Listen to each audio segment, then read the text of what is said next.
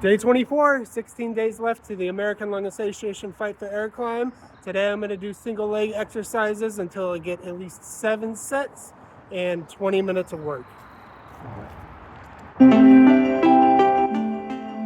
I'm a big believer in doing things that make you uncomfortable. So we live in a world that we want to be as comfortable as we can. And we wonder why we have no growth.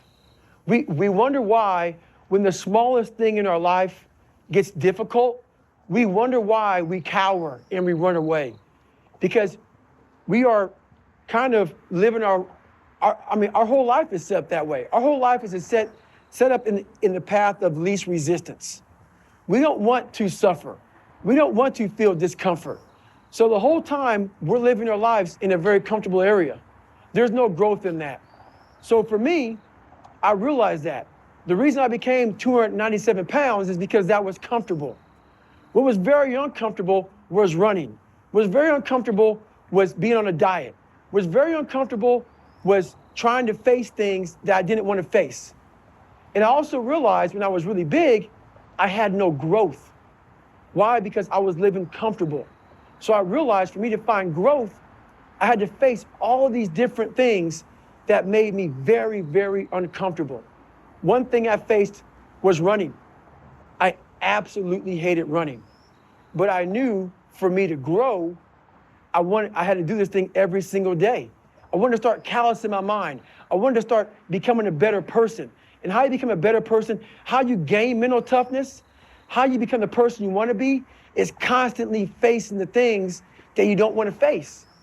If you constantly run away from things that you don't want to face, how is there growth? How is there mental toughness? I can give you a class all day long about self-talk, visualization, eat an elephant one bite at a time. But if you're never putting yourself in a situation to actually practice these things, you're never going to grow. I can't put you out there we're all going through a battle in our mind. A warrior is not a person that carries a gun. The biggest war you're ever going through is right between your own ears. It's in your mind. We're all going through a war in our mind, and we have to callous our mind to fight that war and to win that war. So, one example I can give you about callousing your mind, about doing things that make you uncomfortable. There's a book out there called Lone Survivor, and there's a guy named Marcus Luttrell. He was on an operation where a bunch of guys died, and I knew all the guys that died. And I know Marcus Luttrell very well. This story touched my heart. And I basically went out there and found a foundation to raise money for it, called the Special Operations Warrior Foundation. You give 100% tuition for, let's say your dad died in the war. He was a special operator. If that guy had a kid, you get 100% tuition to go to college. Great foundation, great people working at the foundation. I'm going to do this. So I Googled the 10 hardest races in the world. And at this time in my life, I was not a runner. I maybe ran 10 miles the whole year. I was into bodybuilding, I was into weight training, and that's what I did. So I Googled the 10 hardest races in the world, and what came up, number one, was this race called the Badwater 135. It's a 135-mile race through Death Valley in the summertime. So I wanted to get in this race. I thought it was actually a stage race. I thought it was a race where you ran like 20 miles, set up a camp, and then ran 20 miles the next day. I didn't know people ran 100 miles, 135 miles at one time. You know, I know it's even possible. I had never even run a marathon. So I called the race director up. His name was Chris Kosman. And I called him up on a Wednesday. And this is in November. He said, David, to qualify for my race, you have to do 100 miles. And I said, 100 miles in a calendar year? I didn't know what was going on. He said, no, 100 miles in 24 hours or less. And I thought that was humanly impossible. He said, so you got to do that in 24 hours or less for me to consider you in my race. He goes, there's a race on Saturday. And I called him up on Wednesday. It was at 4 days for me to get ready for this race. And I run 10 miles a whole year. And so he said, if you qualify, if you do 100 miles, 24 hours or less, I might consider you in my race. So 4 days later, I'm out there in San Diego, and the race was called the San Diego One Day, where you run around a 24 or around a 1 mile track for 24 hours to see how many miles you can get. And so I go out there. I didn't know what I was doing. I had Mileplex and Ritz crackers. And I had a blue lawn chair. That's all I had. And I was gonna see my crew person every single mile. And I was gonna drink Mileplex and have a Ritz cracker. They had no water, had nothing.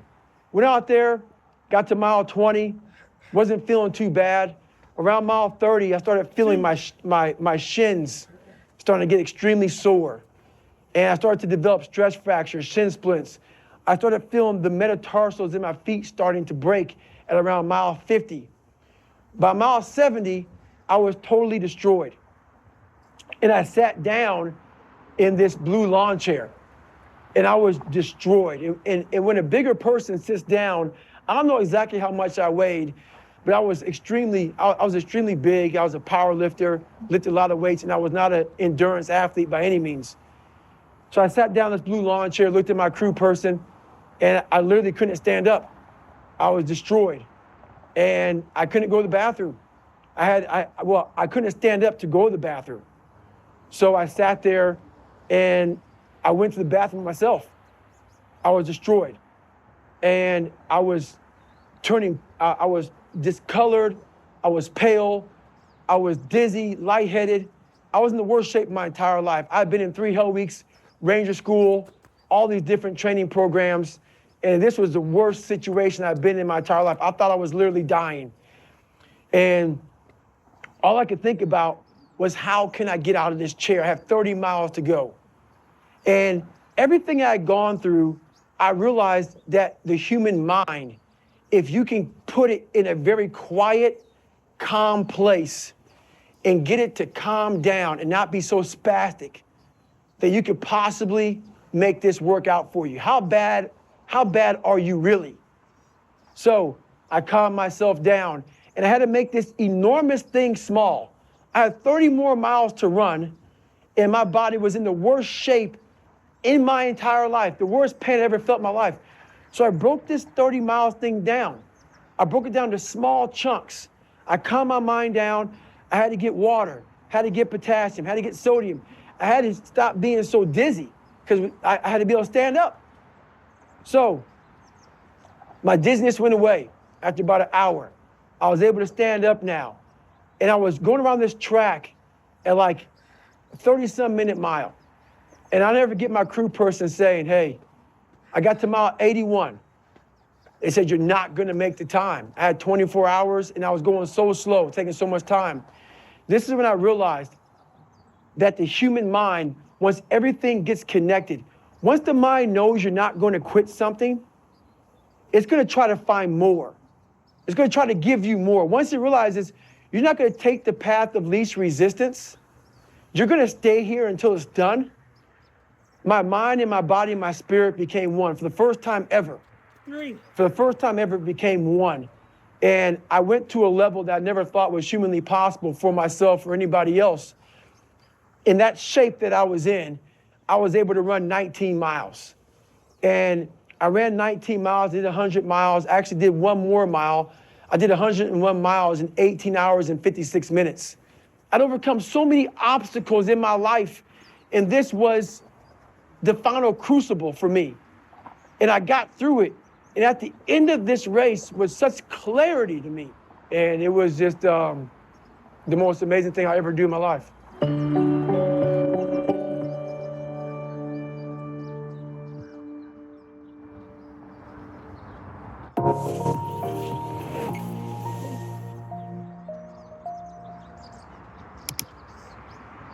Your brain is the most powerful weapon in the world. Once you put away your phones and your computers and all that we have nowadays, that's great. We're up to date, but your brain is the only thing you have when you're going through depression, when you're going through hard times, when you're going through death. Real life, you can't Google that, man. You're alone. You're alone. You may have a shrink you're going to, you may have a best friend you're going to, but there's 24 hours in the day where you're alone in this brain, and your brain is talking to you in all kinds of ways, and it wants to control you and pull you in these different pockets. If you can't control your own brain and your brain controls you, you're You got to tell your brain where you want to go and how you want to go and how you want to get there. You got to control it. If not, it's over. What existed for me was, okay, man, how am I going to make this work?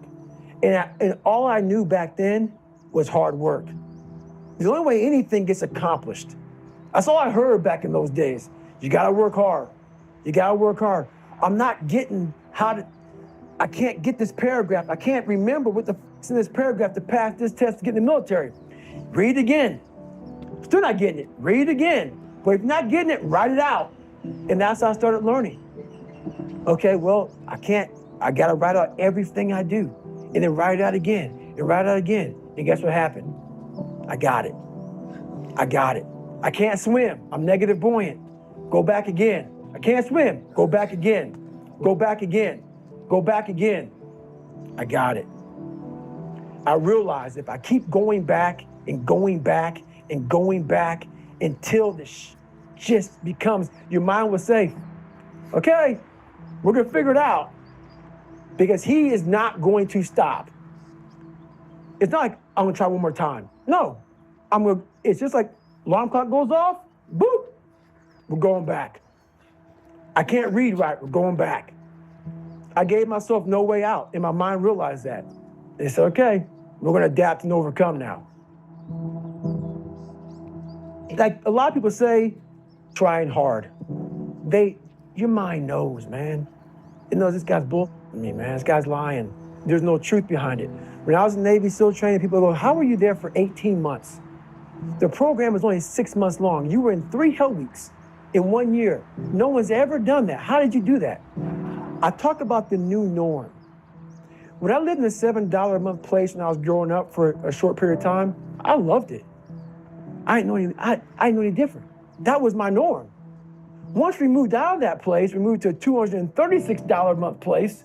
I was like, I never want to go back to that little piece of shit.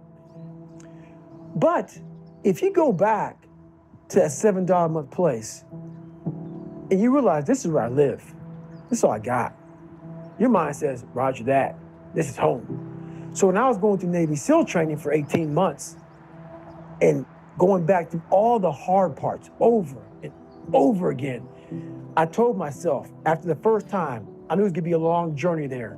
My body was breaking down. It was just how it was going on. I said, you know what, this is my new norm. So my mind said, it's like going to work. Like you go to work, you put your suit and tie on, I go into suffering every day. Every day, suffering, being broken, duct taping my feet up, stress fractures, shin splints, being broken. This is my new norm. And your mind says, if we're not broken, this ain't normal.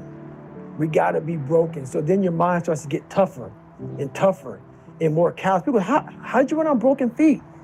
Broken shins. My mind knew this is how we operate. We're in Navy SEAL training. This is what we are. I became hell. And that became my new norm. I gave myself no way out. There was nothing outside these walls of hell. Nothing. I loved God, but for a short period of time, I became the devil because that was hell. I became the boss, the owner, the CEO of Navy SEAL training. That was my mindset. And that's how you get through things. You immerse yourself wherever it is, and you become that. You become that and give yourself no way out. When I was 297 pounds and I was fat as hell trying to be a Navy SEAL, the scariest thing in the world to me, even to this day, was that could have been the rest of my life.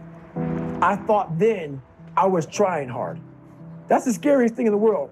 I thought then, 297 pound, working for Ecolab, spraying for cockroaches, making $1,000 a month. I thought that was me at my 100% potential. Come to find out, a few years later, I wasn't anywhere near that. 106 pounds less, graduated Navy SEAL training, went on to do all these other things. Looking back on that was me trying hard. That's why people gotta understand, what is in us, we have no idea until we start trying hard. And I mean really trying hard, where you're obsessed with, hey, this is my new norm. My new norm is that, wow, this isn't always fun. It's not always meant to be fun. And that's when you know you're trying hard.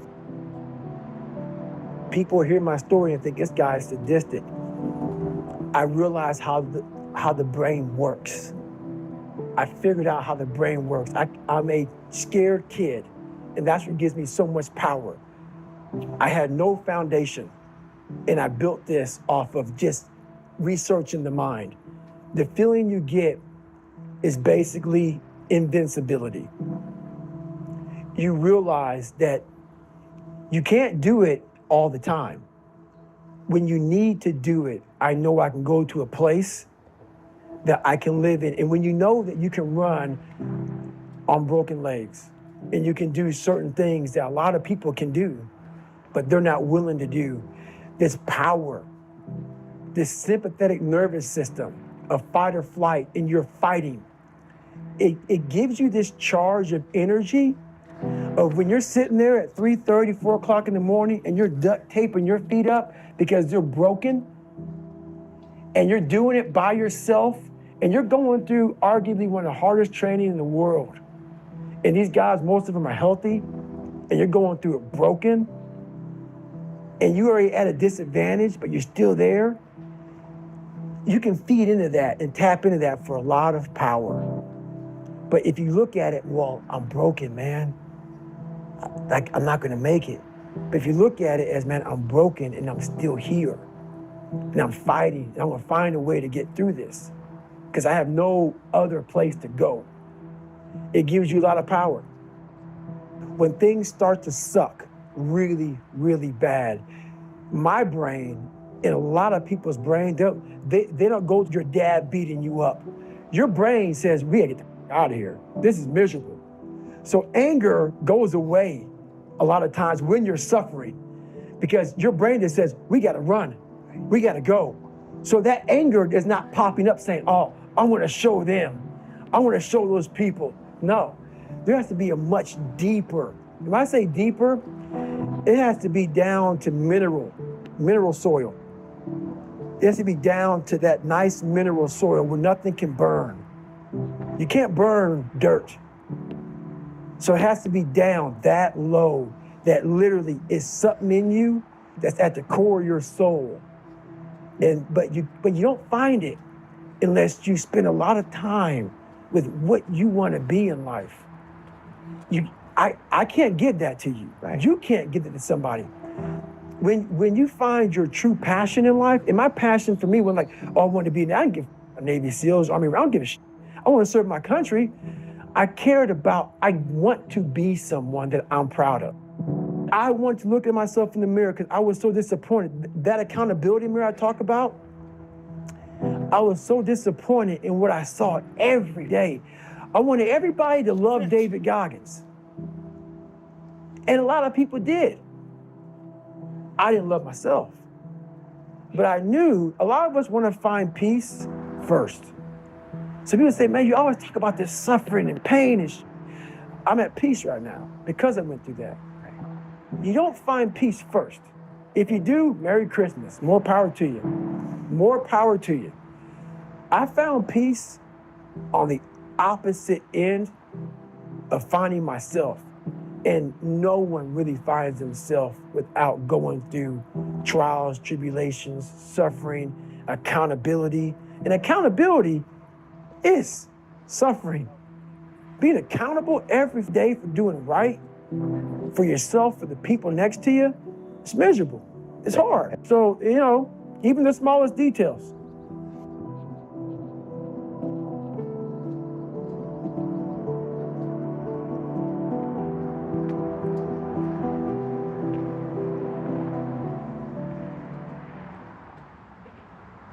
A lot of you are trying to find inspiration and motivation with a depressed mindset. You're depressed because you're not doing with yourself.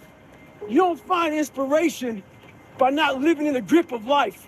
You need to live in the grip of life to find inspiration. Put challenges in front of yourself. When you put a challenge in front of yourself and you attack it, that's when you find inspiration. Try to be 10% better than you were last week. So if you're running 30 miles a week, run 33. If you're swimming 500 meters, swim 550. If some of you aren't doing Your 10% is just getting off the couch. The more you walk away from accountability, the weaker you become. Find yourself in the grip of life. You can't find yourself by doing nothing. Let me see if I can fix myself. So I said, if I can just walk one more mile after being in the worst shape of my entire life, this would change everything for me mentally going forward. From this kid who came from dirt, nothing, who couldn't read until he was in a junior in high school and is now here. I walked a mile. I said, maybe I can walk one more mile. Maybe I can walk another mile. At mile 81, my ex-wife looked at me and said, you're not gonna make the time. When your mind knows it's not going to quit, and this is what I found out, this is my 40% rule. When your mind knows it's not going to quit, your body will adapt to whatever is in front of it. I ended up running 20 more miles. I did 101 miles in 19 hours and 6 minutes. And that one day changed, 19 hours. It wasn't SEAL training, it wasn't Ranger School, it wasn't Delta Force, it wasn't any of that crap I went through. It was this 19 hours and 6 minutes that forever changed my life to know that we as human beings are capable of anything. And we don't need any special kind of parents or tools to get there. So I end you with this. Don't stop when you're tired, stop when you're done. Thank you very much. Come on, get it, 17. They don't know me, son. Get it. 18. They don't know me, son. Get it. 19. They don't know me, son. Yeah. 20. You got one more. 21. Yeah. Get it again. Come on. We want to see it. Good. 22. Who's gonna carry the boats and the logs? That's you, buddy. Come on. 23. Come on. 24. One more, David. Who's one more to carry the boats? You're gonna do it. You're gonna do it. You're gonna do it. You did it. Yeah.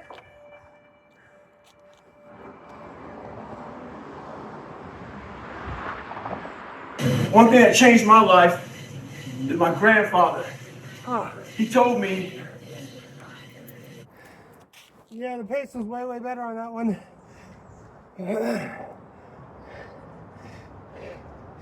I took smaller, more efficient jumps, which you can notice on the landing. I saved a lot of energy on the landing in between the two sets of stairs.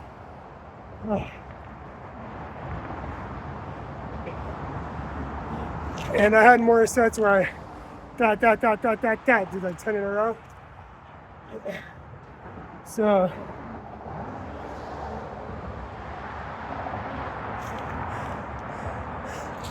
the beginning was easier for sure. Committing to the extra set was taxing. The time was about 21 minutes, 40 seconds. So I'm shooting to do 10 in 20 minutes. After I recover from this, I don't know if it'll be tomorrow or the day after that, but I'll be able to knock out the 7 in the 20 minutes for sure. And then start working on the 8. I don't know why, because I'm only on like 3 hours of sleep. I think it's related. I just have like more energy. I'm a little tired in the head, but my body's got more available energy, so that's one of the other things that helped with the efficiency of the jumping and the balance. Working on mechanics in general, and I think some of the foot mechanic stuff I did might have carried over because I got way less foot cramping than usual. But anyways, it's a little warmer today too. Probably better for oxygen absorption, which is why it's important to support the American Lung Association. When you can breathe better, when you don't have to condition cold air as much. American Lung Association can't do anything about that, but you know, dirty air is way worse than cold air. The more you have to condition the air, the less energy you can produce. So I think it's probably 10 degrees warmer today than when I did it yesterday, so that's probably where the energy came from. So anyways, ta-ta for now. See me March 8th. Bank of America building, downtown San Francisco. 52 flights of stairs, American Lung Association, Fight Farrakhan. Hasta mañana.